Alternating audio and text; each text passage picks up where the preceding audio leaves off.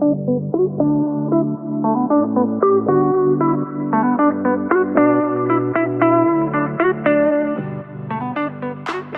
everyone, and welcome to the My Message podcast. My name is Kyia Mochitani, and I am your host for today's episode. Every episode, it'll be me right here. And on the My Message podcast, we are working to make our messy life our message. And so let's get right into it. Today is Christmas, the day that this podcast episode drops. So Merry Christmas if you're listening to this on Christmas. And if not, if you're listening to it a little after Christmas, I love you and I hope that Santa treated you well. I thought it'd be a really good idea if I just share my testimony on the pod. On Christmas, dropping an episode on my testimony. This is something I've never, ever felt comfortable I could do, but I feel like I finally have the strength. And so I've taken like a week to write out my whole testimony and share it. I've never shared it before. I just never have. So here's my testimony on everything. Here we go. Oh man, I'm so nervous, but I'm like excited to share it. Okay. Here it is. Now faith is the assurance of things hoped for, the conviction of things not seen. Hebrews 11:1. This is the Bible verse that I literally live my life by. I grew up in a non-religious home. My grandfather is Jewish and my grandmother is Catholic. I grew up celebrating Hanukkah and Christmas, but not really believing Hanukkah and just doing it to make my family happy. I never went to church with my parents, and religion was kind of a taboo topic. One of my old close friends would take me to church with her and her family ever so often in elementary school. I was amazed. I loved it there. I remember little me being so happy, full of love and joy.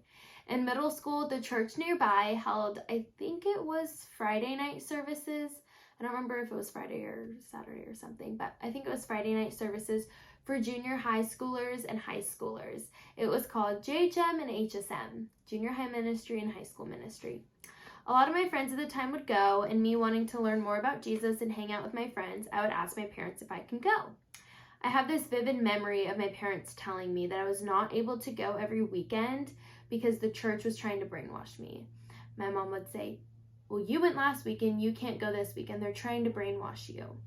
That being said, I grew up questioning religion, questioning faith, questioning Jesus, trying to protect myself from being brainwashed. So throughout middle school, I continued to learn a little bit, but with a cautious mind and guarded heart. In middle school, most of my friends were in life groups, and I was never allowed to be in one. I felt left out and was yearning for that connection that most of my friends had. I ended up asking one of my friends to get me a Bible at church so I can learn more. Bless her heart, because I still use the same Bible to this day. So she went through the Bible with me most nights, and we would read it to each other. And before I even got hands on a Bible, she left notes and Post-its all throughout the entire book to help and encourage me. In high school, my freshman year specifically, I went through a few hard seasons, as most people do. I developed generalized anxiety my freshman year of high school. It was a year of transition for me. I did not make the soccer team I wanted. I lost an ASB election. I got a boyfriend and was just adjusting to this new life all at once. A lot of the things that happened within my family also weighed heavy on my heart. So I ended up going to therapy once a week. I also started going to a small church without my parents really even knowing, with a few friends from my soccer team. As you can tell, religion, my relationship with Jesus, has always been something I wanted to hide. Sophomore year, I transferred schools. I wanted a new beginning, a clean slate, and a fresh start. I ended up making it into ASB, forming an amazing group of friends, and feeling a lot better with my decision for change. Also, sophomore year, my relationships were suffering. I was so insecure within myself, and I put that weight onto Jake, who is my boyfriend. And I didn't have a relationship with the man above. I had a lot of questions, I had a lot of thoughts, and felt like my parents would be so disappointed in me if I joined a Christian club like FCA or found out that I did truly want a relationship with Christ. Junior year, the year COVID began. Junior year was a different time for me. And for all of us, we went from going to school, waking up, and just doing school from our homes.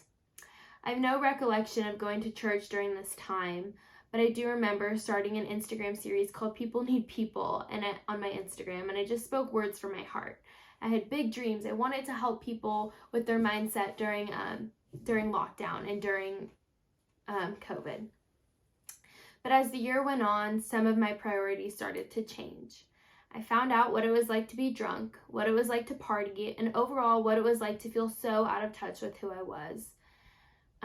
I've done so many things I'm not proud of that I still think about to this day. Senior year, I was elected to be ASB president. How fun and how exciting, right? Like that's so amazing. I was so happy. I worked so hard for it. But then boom, we were all online. I did the best we could, and in December of 2020, I also got a job as a sales associate at a boutique nearby. This was the year that I started working out. I got introduced into the gym. There was one gym open near my home, and I decided, I'm going to get a membership, and I'm going to start eating healthier. I'm going to start easing my mind. I ended up developing an eating disorder. I remember canceling on all my dinner plans, working out twice a day, and just feeling so helpless. I lost friendships, I lost weight, and I overall lost myself. I can only explain it as this. It felt like I was in this deep, dark hole and saw no way out. Having food in the gym dictate my whole life was one of the hardest things I've ever had to overcome. Hating every inch of the body God gave me was one of the saddest seasons of my life. Senior year, I partied, but I also chose to be sober too. It was also the time where we had to figure out what our next steps were after high school. I had the crazy idea of committing to the University of Mississippi, Ole Miss. And ain't that a crazy idea? An Orange County girl moving all the way to Oxford, Mississippi, where the closest Target or Trader Joe's was an hour away. The main reason I went so far away from home was because I wanted change. I wanted to go party. I wanted to go to a big SEC school. I wanted to join a big sorority and live the whole college experience so many people long for. As I'm sure many of you can relate, senior year and just high school in general also consisted of a lot of drama. I was not always a kind and loving friend, and therefore many of my friendships did not prosper, which is one of the main reasons why I wanted to go to Ole Miss.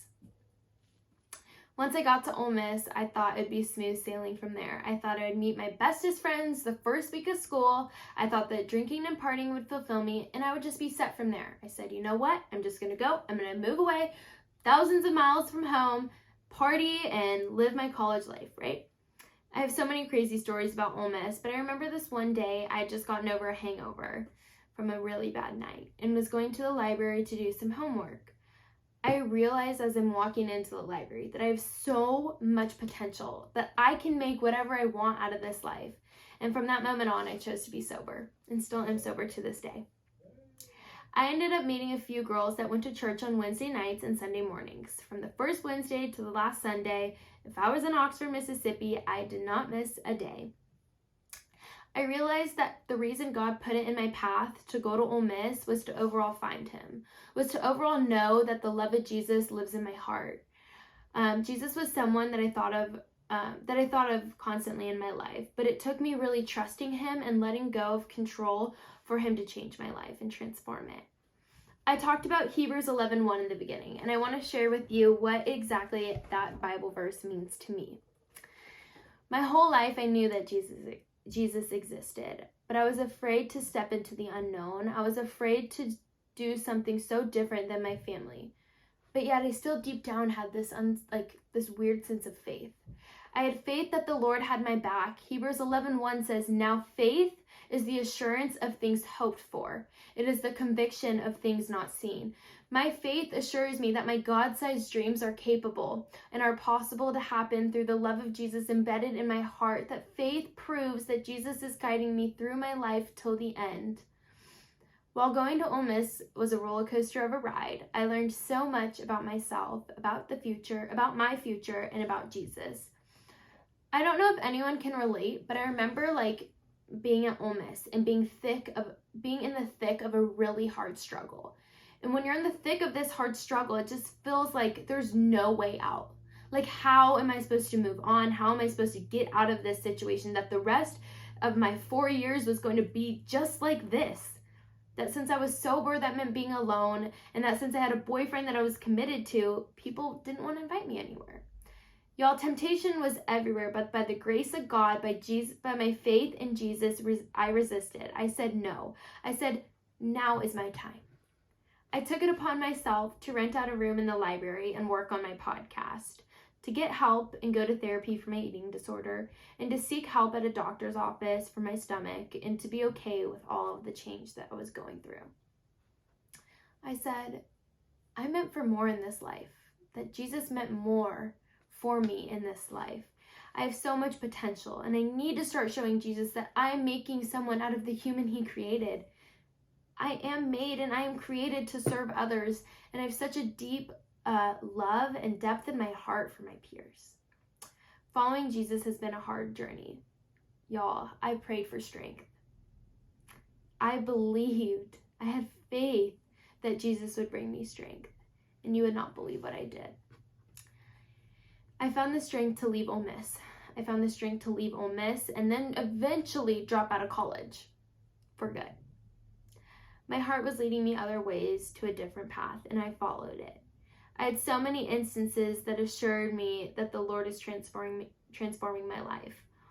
One may be constantly seeing the numbers 111 everywhere, every day, no matter what I did, where I went, what, like 111 was constantly showing up around me, especially when I was having a hard day.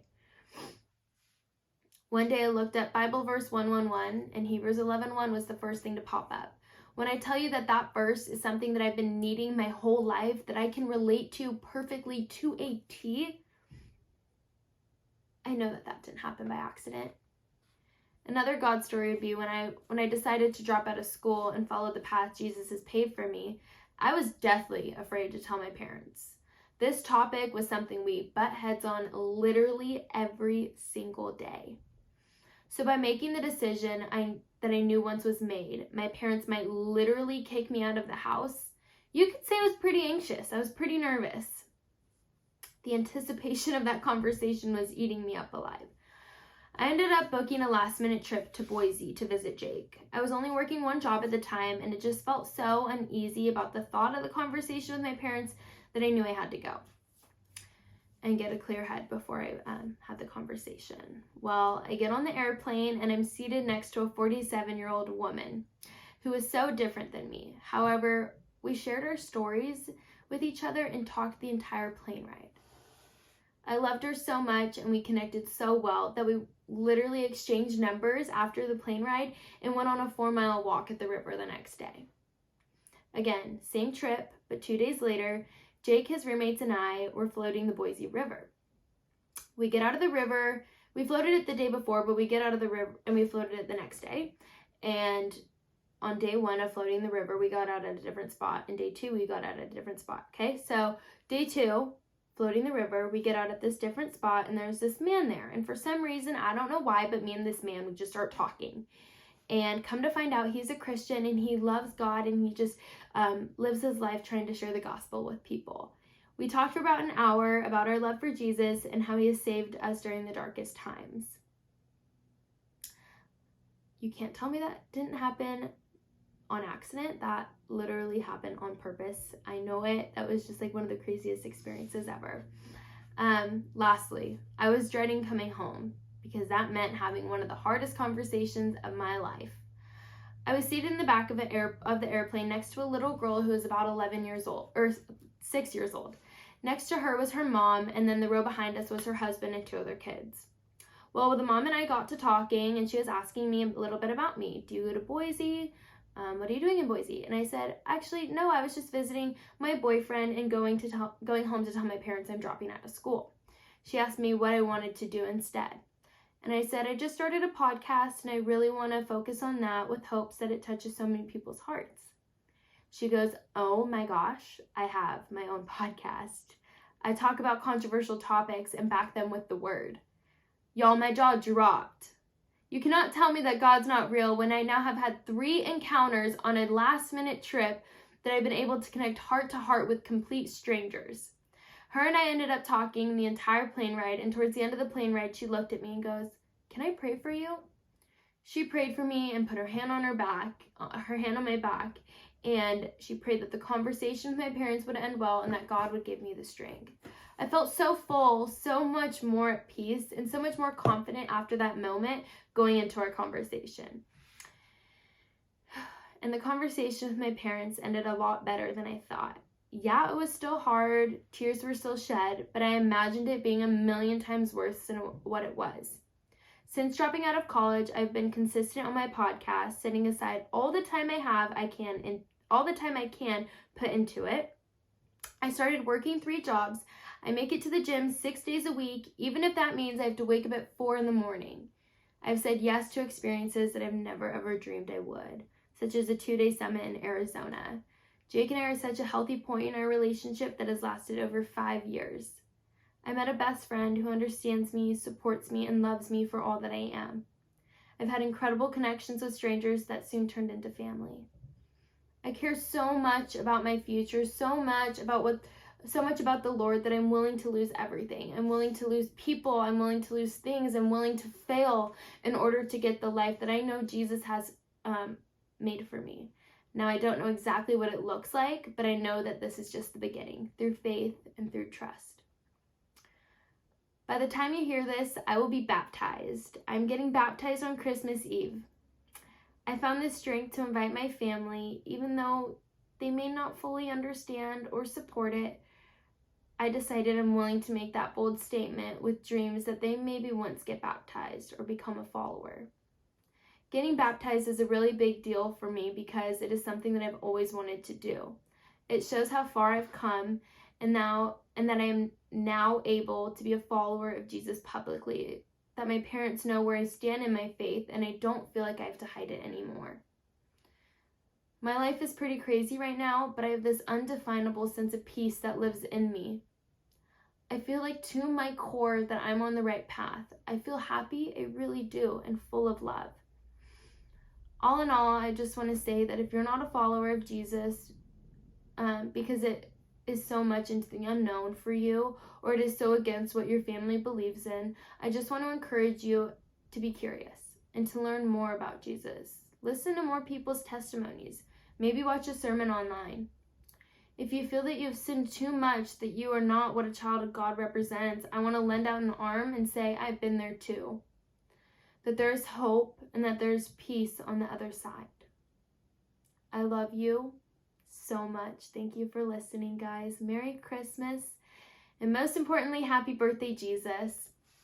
This podcast was was unlike any podcast episodes I've ever done. I've never just read off of a script like that. And I just want to say that this testimony that I wrote just pours straight from my heart and what I've been feeling and some trials and tribulations that I've been through. And so I just want to say from the bottom of my heart, thank you for listening. And I love you guys so much. And I'm so excited to see what the Lord has in store for me, for you,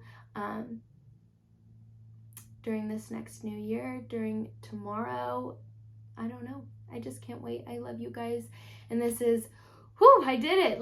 I feel good. I've never done that before. I've never been able to even say those kinds of things. So I just want to say thank you for listening. And I love you guys so much. Merry Christmas. I love you.